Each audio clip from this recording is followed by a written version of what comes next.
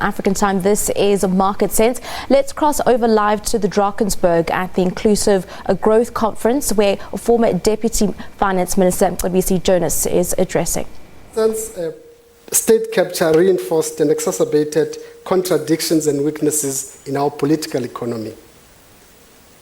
So dismantling state capture will not necessarily in and of itself address these contradictions and structural weaknesses. Of course, it will create conditions under which these weaknesses can be tackled. If put differently, the dismantling of abusive patronage networks is a necessary but insufficient condition for fundamental socio-economic change. We've got to come back to the fundamental question: how do we fundamentally change and transform our economy and society? That's the central basis of state capture, I would argue. There are two sides of my paper, and I'm not going to go through it in a very full way. I'll probably concentrate on the last part. The first part probably just looks at the captured state, what it means, and I think you've covered most of that. And I'll just emphasize one point just to ensure that my message is captured. And I'll talk a little bit on the economic impact of state capture. I'll also talk about social impacts of state capture, because those are still with us as we speak. Now, there's one point that I would want to emphasize from what Ivo was saying. Fundamentally, at the core of state capture is weakening the state. So state capture cannot succeed if the state is not sufficiently weakened. And that's what we've actually probably seen in the last 10 years or so. And by the way, I want to argue that actually it's wrong to think that state capture happened in the last 10 years. It predates that, actually. And think very seriously, I think in the research that we've been doing, if you remember that when did the Guptas arrive in this country, who assisted them, for what purpose? Clearly, it was not in the last 10 years. It goes beyond that. I think people must actually embed it. The last 10 years was probably a point where doors were opened too wide for state capture to deepen and happen in a very big way and in a more systematic and structural way. But I don't think we should have walk away here thinking that it's something that happened in the last 10 years. Just to emphasize the point again, I want to emphasize this thing, that at the core has been ensuring that you reduce and almost take away the strategic and technical capability of the state. And this is done through a number of ways. The one is ensuring that you deploy enablers for state capture in boards, in the executive council, in management, so that it helps you to actually advance the project that you are seeking with. With the exposure of state capture, there's another element, not just weakening of the state, it's also weakening and eating into the credibility and legitimacy of the state. And therefore, almost undermining its potential for leading society and mobilizing society behind an agenda and a vision. And that's probably the biggest damage of the last 10 or more years, where you have not only a weak state, but you have a state that is completely illegitimate. In fact, in government at some point, unless you are of thick skin, it was increasingly becoming very much uncomfortable to be seen as part of government. In fact, sometimes I always joke and say, the greatest thing that happened was to be fired. The second point, the second area that I want to cover is very quickly, again, I'll fly through it, but again, I'll leave the paper, I wish people could read, is around the economic impact of state capture. Now, there are 2 points I would want to preamble this with. And it's like taking, probably ideas from Asameglo and Robinson's book on why nations fail, where they explore the implications of state capture for long-term growth and development. And they put emphasis not so much on the interaction between people in these networks of privilege as on the institutions that lie behind the networks. And essentially the key argument, the core argument is that societies remain poor if their political institutions are shaped to extract and protect wealth and privilege. They grow and become prosperous if institutional arrangements are inclusive and reward innovation and enterprise. That's the first point I want to make as a preamble to this thing. The second point, I think, taken from Sharma in his book, The Rise and Fall of Nations, Forces of Change in the Post-Crisis World. And he makes a similar point, but probably slightly different. And the point is that institutions themselves reflect economic structure of the country.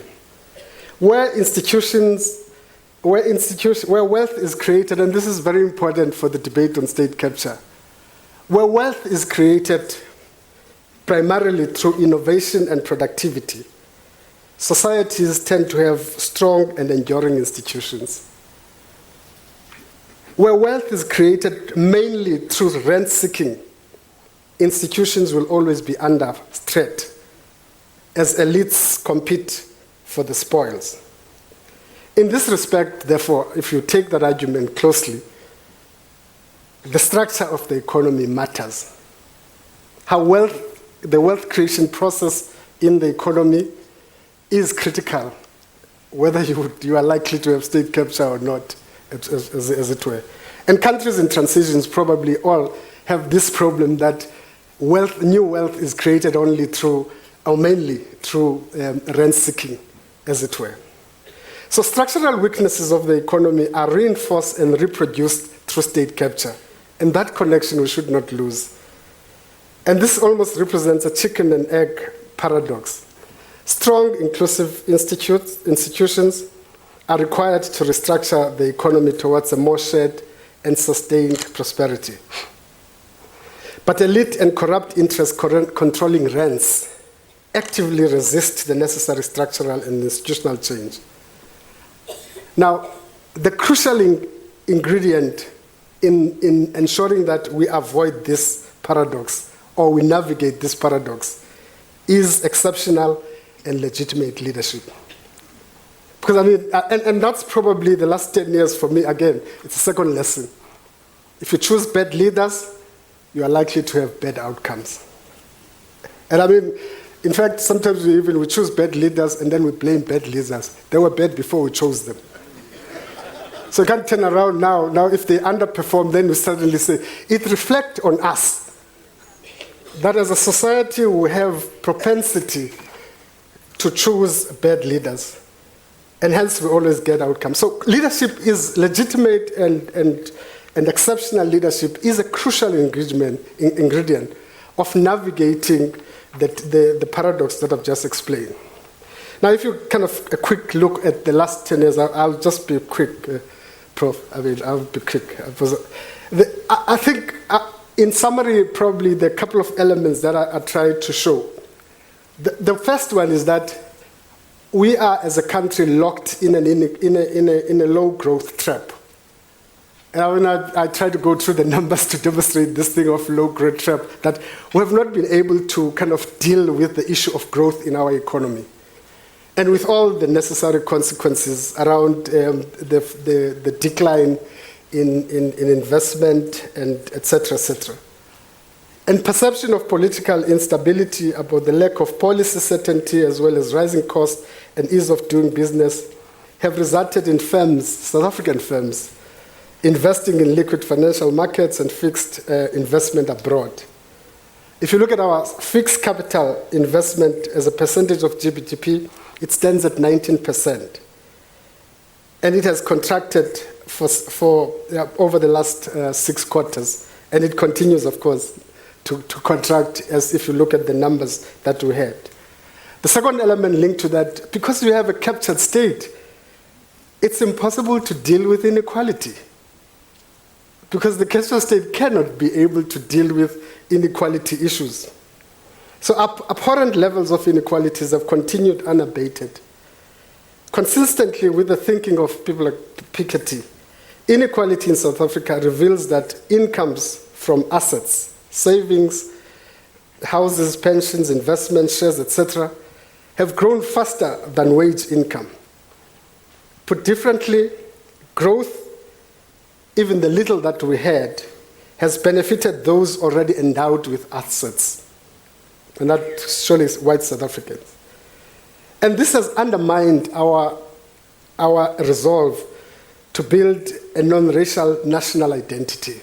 And that's the consequence of not addressing inequality. That's actually, and it has also provided basis for a racist post-populist narrative, which are so dominant as we speak. Actually, I sometimes think that I always say to people that historically, our movement in this country has been the beacon of non-racialism. But if you look at the statement that have been made by some of our leaders in the last couple of years and months, certainly you're beginning to question whether we still hold that dear. Non-racialism, creating a non-racial national identity is fundamental. And we're not going to create it unless we actually are resolved to deal with inequality. The last point on the economy, again, is around low skills. And again, the president talked about that. I wouldn't talk about it very much. But the point I want to make around skills is that if there's any area that we have control over, we might have difficulty with the economy, we might have other areas, but education is in our own control as the state. But what the poor education outcome are a reflection of the incapacity of the captured state to prioritize and rally society behind education. Now, if many people, when we talk about inequality, many people, if there's any suicide or genocide that we're committing, is to our kids in the townships and rural areas.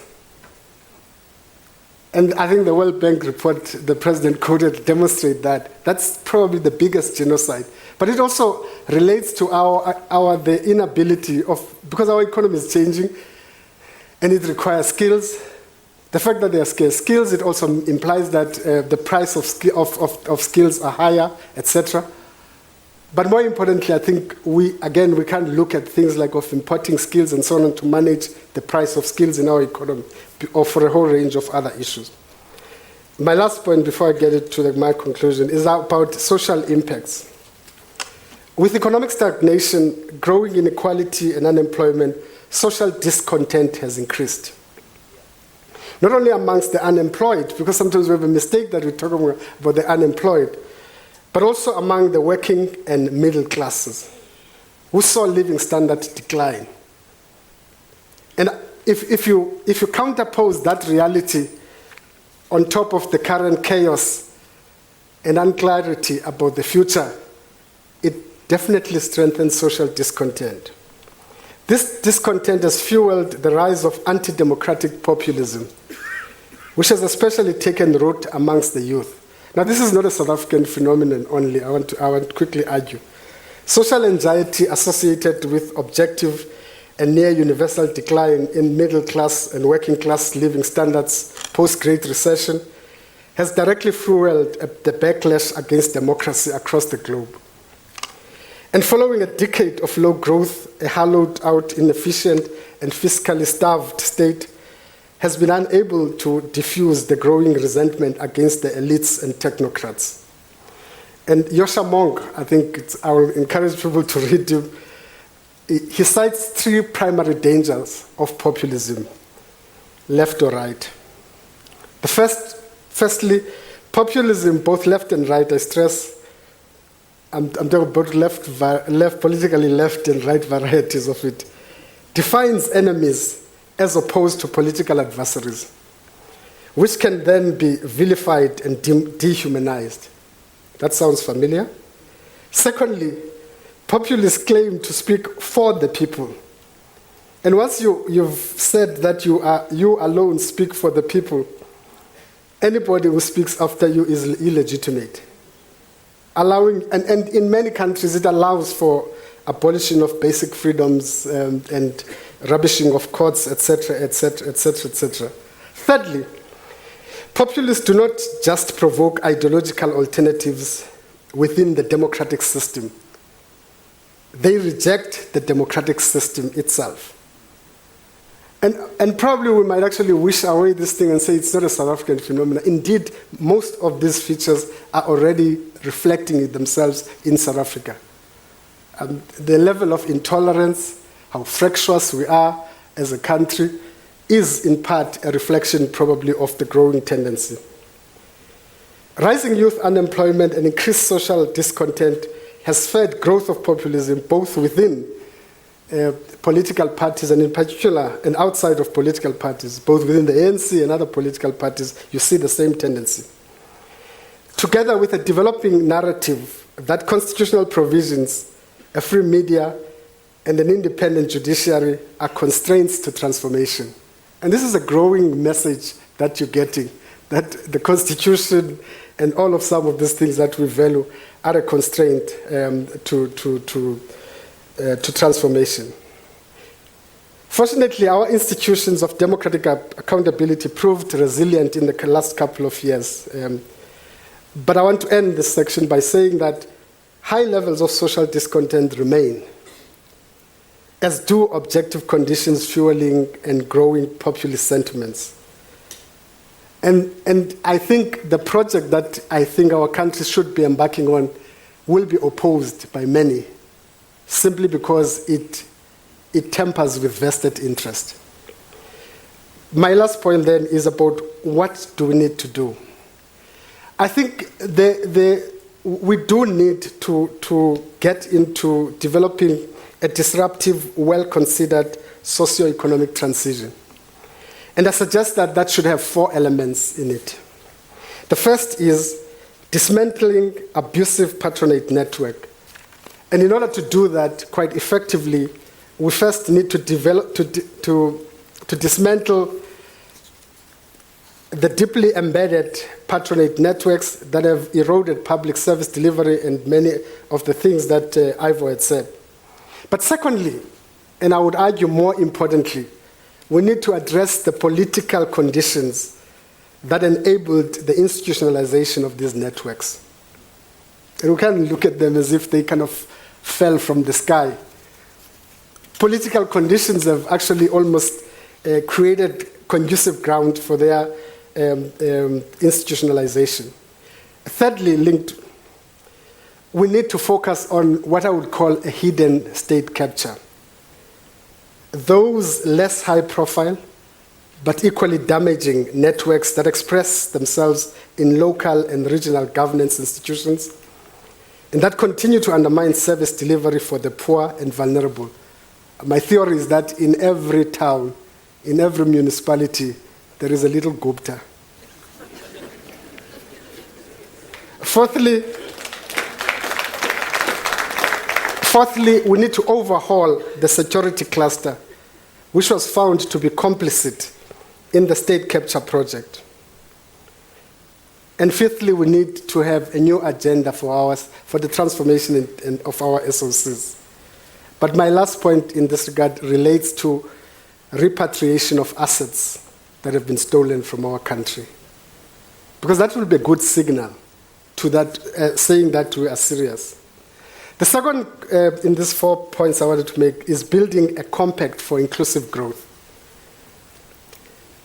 And I think we've said a lot to demonstrate that actually our economy is going a different direction to where it's supposed to be.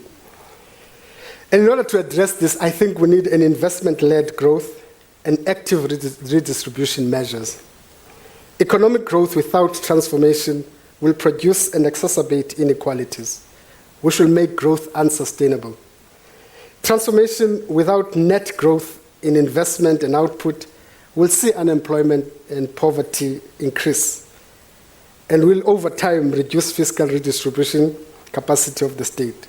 So we've got to ensure that we maintain the balance.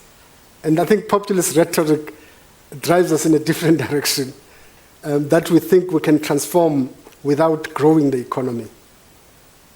And we must find a way of confronting that fallacy. And there are 4 levers that I would suggest that we use to do that without getting into details.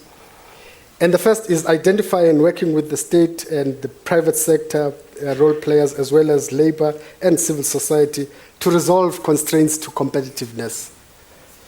The second is with institutions of higher learning, science and technology departments, science councils, etc., and private sector, we need to focus on improving R&D in our economy and increasing levels of investment in R&D. The third part is supporting the development and implementation of industry levels compacts that are able to broker trade-offs that achieve productivity gained, strengthen competitiveness, and transformation outcomes. And without going into the detail of sectors, as we have tried before, and actually look at what are the bottlenecks in the sector if we are to grow it, and getting into trade-offs between business and labor around those things, we are going nowhere. And building new state capabilities for economic restructuring and management. I think the state, as I've said, it has been weakened, but we must strengthen its economic management and restructuring capability. The third point is creating a national obsession with education and skills development. I could say more, but I think the president said a lot. The problem is that I think, again, I use the term obsession deliberately, because I think as a country we have stopped prioritizing education. It has almost been, I mean, we sit in our communities, they see schools underperforming, and so on and so on. It's just one of those things. We look at outcomes of education, we talk about them. We're not engaging and having action around them. And part of that agenda should be about strengthening school performance, monitoring, and accountability. Rapidly improving capacity of schools' leadership and educators in a whole range of areas. But more importantly, aligning the skills pipeline with the labor market demands of a dynamic and rapidly transforming economy. And this is probably, if we don't do this, the discussion about dropping inequality, I want to say that it remains a pie in the sky. The fourth point is building a high-performance state. I think we've said a lot about the state. It's about restructuring and rationalizing the state, including consolidating a number of ministries to derive efficiency and avoid duplication and strengthen coordination. The second part is relooking at the devolution of functions and capacity across the three spheres. And the third is looking at our metros and ensuring that our metros are growing and performing better, and they become sites of investment, as it were. And part of the problem that in South Africa is that when you look at our metros, you probably see one or two performing very well. And even those that are performing very well, it's not as if there's a major focus on driving investment and growth in our metros. If our metros remain small, dysfunctional, and weak, we're unlikely to drive growth in this economy. The last point is probably for Pravin, the restructuring of SOCs. I will conclude with some thoughts on agencies before I sit down. Brokering a new consensus for inclusive growth will require new levels of leadership vigor across political formations, as well as business, labor, and civil society. The leadership is critical to address the trust deficit and negotiate trade-offs necessary for inclusive growth. This requires new thinking on agency and about specific and complementary role of the state, markets, and civil society. Specifically, what is required is, one, a strong state which can lead economic restructuring, deconcentrate ownership, and grow productivity in new sectors and new entrant firms. Two, a patriotic, socially conscious, and innovative private sector which can retain and increase market competitiveness. Three, a strong civil society, including labor movement, which can champion socio-economic justice, defend democracy, and guard against corrupt capture by elite. Fourthly, political leadership capable of putting the interest of long-term prosperity above short-term expediencies. and the immediate needs of political business complexes, as well as the political parties they lead. Now, the problem is that with our political leadership tends to prioritize, can I use the term, the tent, whilst the campsite is chaotic and they lose the campsite. In other words, we have to ensure that we are strong in our political parties, but equally, we must ensure that we provide leadership to society as a whole. You cannot have leaders that think that their role is to lead their parties and less about driving the agenda of society as a whole. The campsite is as important as the tent. In fact, you might actually gain and control over the tent, but lose control over the campsite, which nullifies actually your hegemony within the tent. These stakeholders require to be mobilized around a clear vision, coordinated as a coherent ecosystem. And I want to dare say that the current optimism associated with leadership transition, what many people have called Ramaphoria, must urgently translate into a coherent program that shows tangible benefits for everybody. Dynamics within the governing party will be a deal breaker. The ANC remains highly fractured around competing patronage interests, with these contestations continuing to find expression in the state governance and functionality. This undermines the legitimacy required to lead society and negates its potential role as a modern prince leading transition to a more just and equal society. I thank you.